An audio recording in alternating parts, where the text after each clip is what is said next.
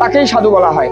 সেটার জন্য আপনাকে উনি জিজ্ঞেস করেছিল, সাধু ভবানাস্তাম, আপনি কি সাধু হিসেবে এসেছেন কিনা?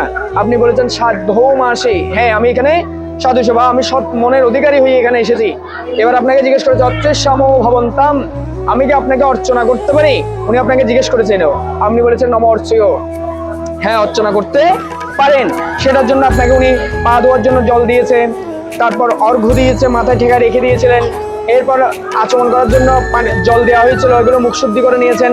এরপর আপনাকে কি করা হয়েছে? বস্ত্র দান করা হয়েছিল, শিরভূষণ অর্থাৎ আপনার মুকুট সহ শুরু করে আপনাকে কিছু বস্ত্র দান করা হয়েছিল। কাঞ্চন মানে আপনাকে যে একটা রকেট বা চেইন দেওয়া হয়েছে, ওটা সহ স্বর্ণের যে জিনিসটা দেওয়া হয়েছে ওটা সহ আপনাকে দান করা হয়েছে।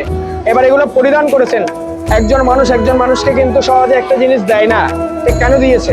ওটার একটা কারণ রয়েছে। কেন দিয়েছে? কারণ বলেছে আজকে যে এখানে এই কার্যটার মধ্যে, এই কুঞ্জের মধ্যে যে বরের কার্য যেটা রয়েছে সেটা আপনাকে পালন করার জন্য উনি আপনাকে বরণ করে নিয়েছেন।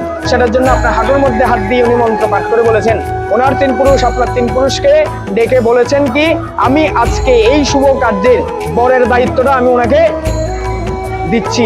সেটার জন্য আপনাকে দেওয়া হয়েছে। আপনি বলেছেন বৃত অস্মিন, হ্যাঁ আমি নিয়েছি।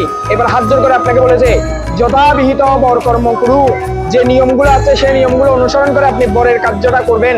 আপনি বলেছেন হাত জোর করে যথা জ্ঞান তৎকরবাণী, অর্থাৎ আমার যতটুকু জ্ঞান রয়েছে ততটুকু পর্যন্ত আমি চেষ্টা করব।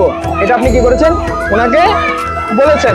এরপর আপনাদের কন্যা যাত্রা হয়েছে, উনি কন্যা যাত্রা হয়ে আপনাকে মাল্য বদল করে বরণ করে নিয়েছে। বরণ করে নিয়ে আসার পর এখানে বসেছে।